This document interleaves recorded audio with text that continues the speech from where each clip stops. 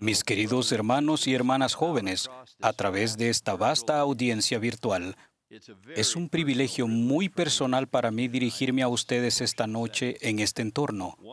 Una de las razones por las que me siento tan satisfecho es porque la actividad de esta noche está patrocinada y dedicada al programa de Instituto de Religión de la Iglesia, y es algo así como la primera de su tipo. Esta noche estamos haciendo un esfuerzo por llegar más allá de los límites anteriores. En el pasado era costumbre que una de las autoridades generales u oficiales generales de la Iglesia fuera a un centro de instituto y diera su mensaje a esa audiencia única. Ese enfoque estaba bien cuando la iglesia era pequeña y los institutos eran pocos, pero a medida que la iglesia y nuestra población de jóvenes adultos han crecido, hemos tenido que usar el tiempo de nuestros hermanos y hermanas de manera más eficaz. Así que esta noche estamos enseñando y testificando no a un solo centro, sino que con las ventajas de la tecnología estamos transmitiendo a una de las mayores audiencias de varios institutos que jamás hayamos tenido, desde Newcastle a Novosibirsk, desde Copenhague a Ciudad del Cabo. Ser parte de esto es realmente emocionante. Esta noche están marcando historia. Otro privilegio personal esta noche es la oportunidad que tengo de estar con el obispo Gerald Cosé, la hermana Bonnie Cordon y el hermano Chad Webb. Se les ha presentado como líderes de la iglesia, pero yo se los presento como mis amigos queridos y personales. Y por último, este devocional es especial para mí porque hace 55 años me gradué de BYU y tomé mi primer trabajo verdadero y honesto a tiempo completo. En lo que probablemente fue un grave error de su parte, los administradores del sistema educativo de la iglesia me contrataron como profesor y director de instituto. Me encantó esa experiencia y desde entonces he amado el programa de institutos y a sus alumnos. Ahora, desde el principio, quiero dejar claro que nosotros 4 no vamos a hacer un gran esfuerzo para obligarlos a asistir a instituto. O como dicen algunos de los alumnos, tomen clases de instituto. No somos reclutadores para ese programa y los jóvenes adultos no deben sentir que llenar las clases de instituto es el propósito de este devocional o de hecho el propósito mismo de dicho programa. Instituto no existe para que se convierta en un programa exitoso de la iglesia. No, es al revés. El instituto existe para que ustedes puedan convertirse en santos de los últimos días exitosos. Así que no les diremos que tomen los cursos de instituto, sino que les invitaremos a que permitan que el instituto los tome a ustedes. De hecho, el tema de mi discurso de esta noche es el viaje al instituto. ¿Tomarlo o ser llevado? ¿Y a dónde debería llevarlos? Bueno, en primer lugar, queremos que los lleve más cerca de su Padre Celestial, más cerca de su Hijo Jesucristo y más cerca del Espíritu Santo. Por nuestra experiencia en varias asignaciones alrededor del mundo, sentimos que algunos de ustedes se sienten distantes de Dios, aislados de un sentimiento personal por la misión y expiación de Jesucristo y ajenos a las experiencias cotidianas con el Espíritu Santo y su guía en sus vidas. No todos ustedes se sienten así, obviamente, pero muchos sí. Esta es una preocupación para todos nosotros, porque el Salvador mismo dijo en su gran declaración en oración, y esta es la vida eterna, que te conozcan a ti, el único Dios verdadero, y a Jesucristo, o sea, a Él, a quien has enviado. Así que el viaje de instituto no es solo una experiencia espiritual agradable o un pequeño consuelo para un día desalentador. No, nuestro conocimiento de los miembros de la divinidad y nuestra relación con ellos está en el núcleo de nuestra búsqueda de la vida eterna. Así que uno de los destinos a los que Instituto puede llevarlos es a la profunda, poderosa y asombrosa comprensión de que su felicidad, su seguridad, su paz mental y en última instancia su salvación son la parte central de todo lo que hacen estos seres divinos.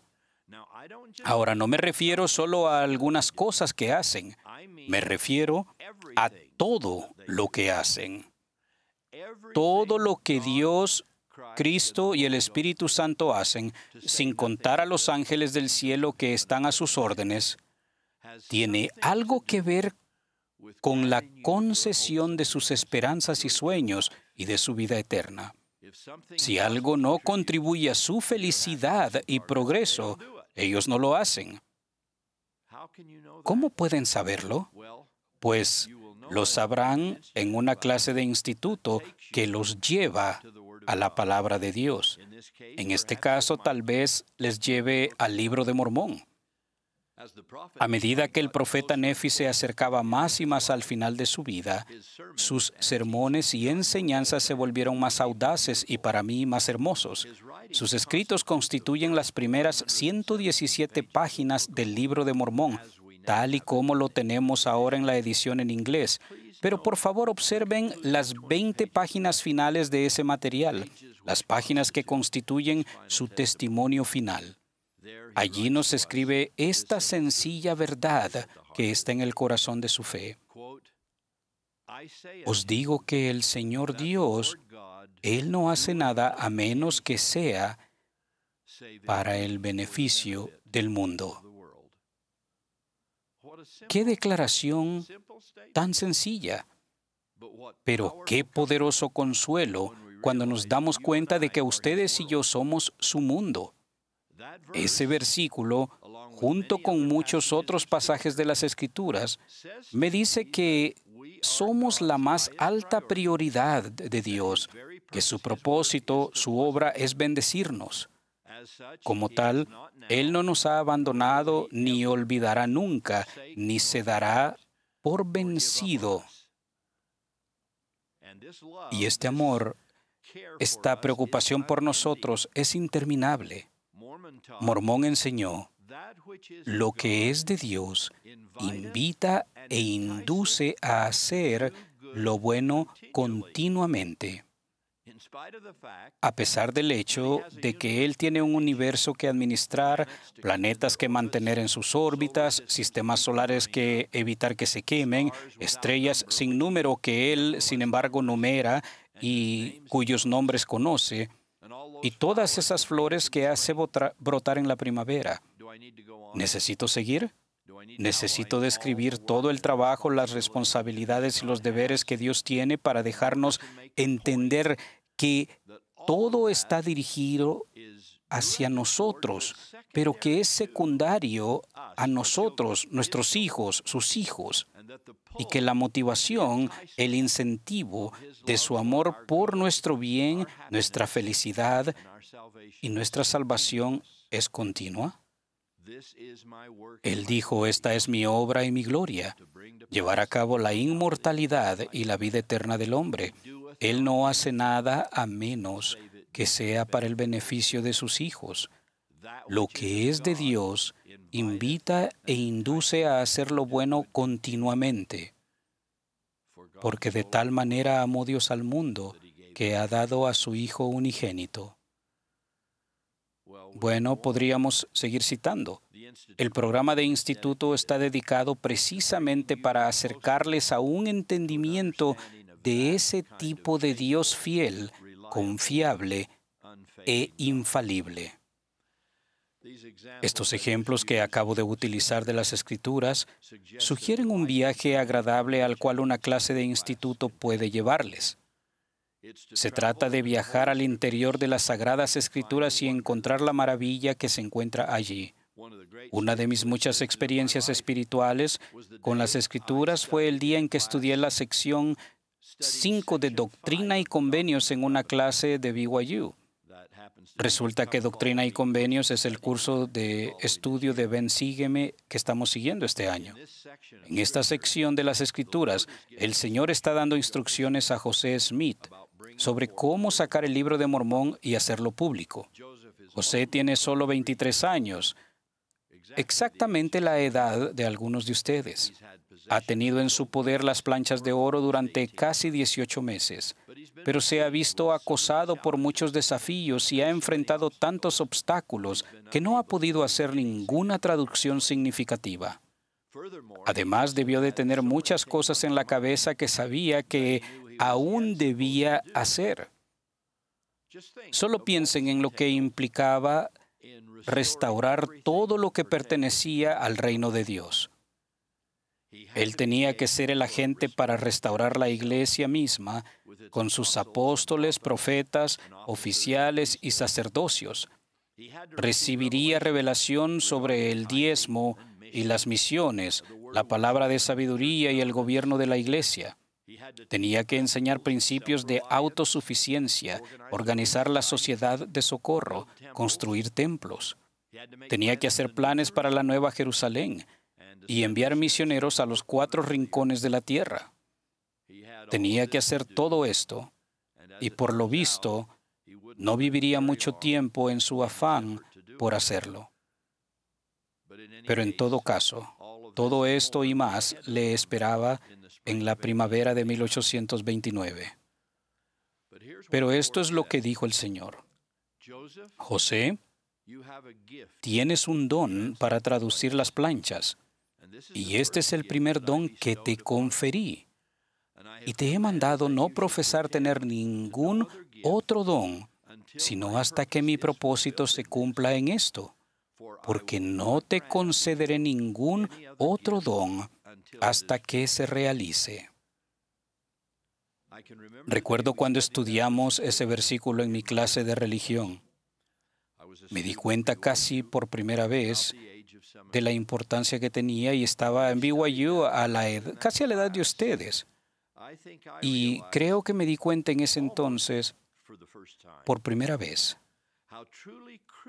qué tan importante esta escritura es para nuestro Padre Celestial y para la restauración del Evangelio y para nosotros en nuestra vida diaria. El mensaje de la sección 5 es que, a pesar de todo lo que José tenía por delante que lograr, no debía hacer nada, no debía procurar ningún otro don hasta que terminara la traducción del Libro de Mormón y ofreciera ese majestuoso testimonio registrado de Cristo al mundo. Lo primero era lo primero, y las Escrituras debían ser el primer deber de José. Entonces, y solo entonces, debía emprender las demás tareas que le esperaban. No podría haber habido una restauración u organización exitosa de la Iglesia sin el fundamento de esta Escritura revelada. En ese mismo espíritu, nuestras vidas no pueden avanzar en sus cursos prescritos sin un fundamento de las Escrituras sobre el cual progresar y desarrollar. Eso es lo que una clase de instituto puede facilitar. Ahí es donde puede llevarles.